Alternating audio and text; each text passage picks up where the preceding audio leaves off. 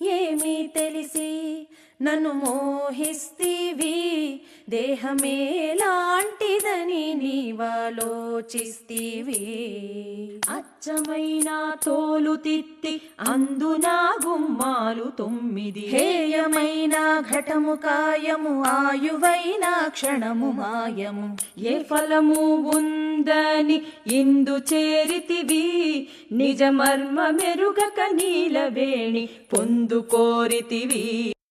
ఏమీ తెలిసి నన్ను మోహిస్తివి, దేహమేలాంటిదని నీవాలోచిస్తివి. అచ్చమైన తోలు తిత్తి అందునా గుమ్మాలు 9, హేయమైన ఘటము కాయము, ఆయువైన క్షణము మాయము.